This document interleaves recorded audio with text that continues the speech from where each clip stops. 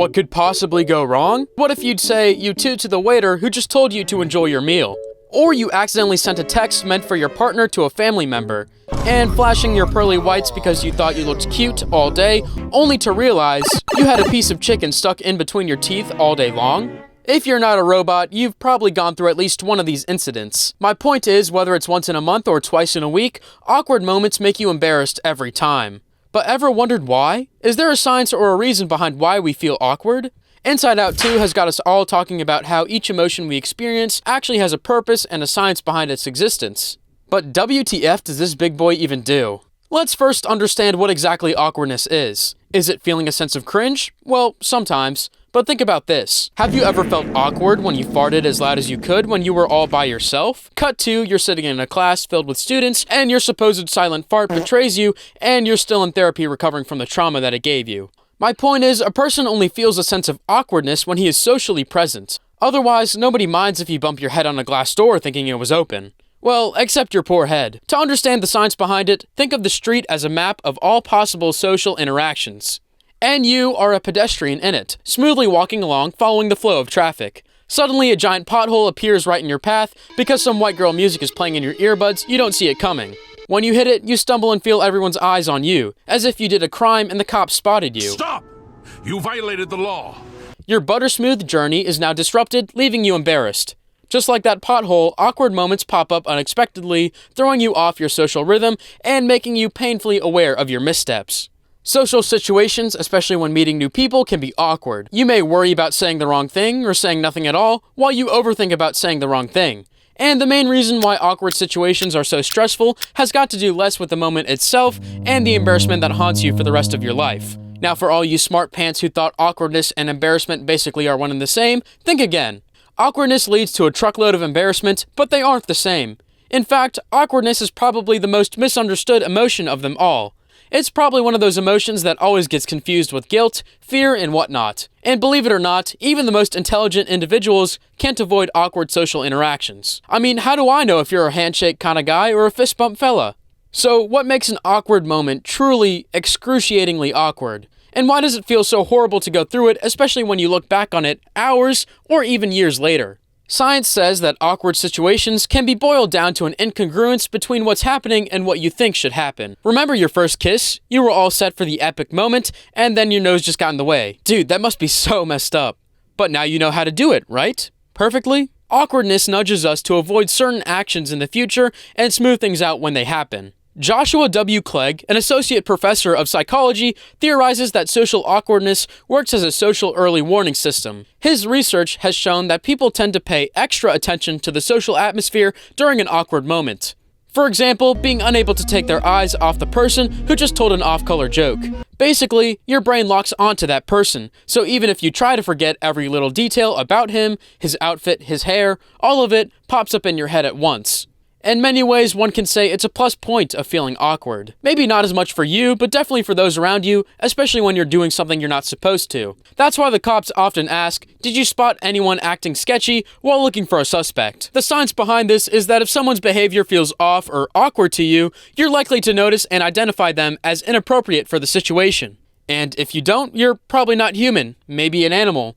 Ever seen two dogs feeling awkward? No, they sniff, wag their tails, and that's it. Call it a blessing or a curse, but humans want to desperately fit in with those around them. And awkwardness exists in situations where acceptance seems to be in the balance or somebody else is being rejected. A 2011 study found 4 seconds is all it takes for a silence to become awkward. That's not long, but for people who are in the conversation, it can feel like an eternity. Awkwardness can really do a number on you when it's silent, though. You might not realize it, but it can also be a sneaky tool to throw people off. Some people, particularly in the business world, have learned to harness awkward silences to push through negotiations by making the clients uncomfortable, just like Harvey Specter did against his clients in the Suits. Since people really hate feeling awkward, they ended up signing the contract or whatever it is to escape that feeling quickly.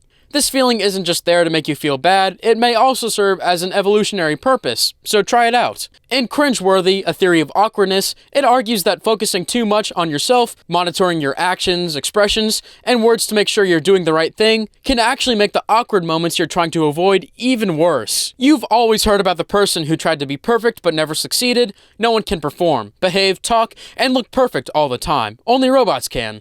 But if you're habitually awkward or some Murphy law is following you, that means you may not have enough self-focus. One of the common varieties of socially awkward people is people who overtalk in awkward situations and try to get too close to those around them because they don't see how their actions are affecting others. Yes, those blah blah blah people who just don't know when to shut up. Could you not be yourself for 5 minutes?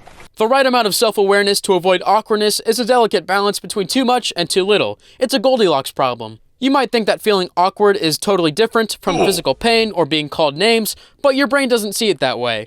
Studies show that when you experience social awkwardness, your brain activates the same areas that process physical pain. This means that breaking social norms and getting hurt both trigger similar responses in your brain.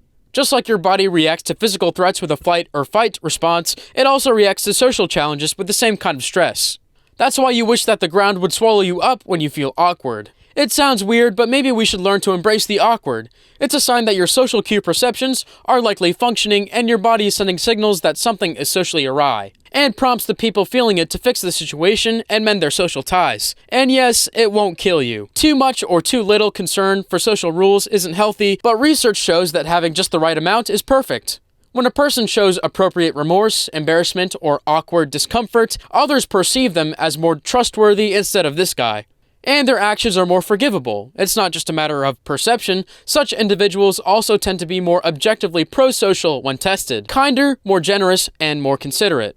It's important to note that the terms social awkwardness, introversion, and social anxiety disorder are often confused with each other. While they share some traits, they are not the same thing. If you feel drained by interacting with others and need to spend time alone to recharge your energy, this may point to an introverted personality trait. On the other hand, if you feel intense anxiety over being judged, avoid social situations through fear, or experience panic attacks relating to socializing, this could signal social anxiety disorder. While it feels uncomfortable at the time, there are upsides to being socially awkward. Doctors claim that people who are socially awkward may be more observant and analytical, which can be beneficial in certain professions. They may also be more honest and sincere, which can be refreshing in a world of small talk and superficial interactions. These, as uncomfortable as they are, awkward situations seem to have a purpose: to alert us of social expectations and boundaries, and motivates us to avoid making the same mistake twice. You can imagine how horribly social interactions would go if people had none of those cues to pick up on. In that case, people might continue calling a new partner an ex's name, or at least make a major mess of things. So say thanks to yourself for feeling awkward.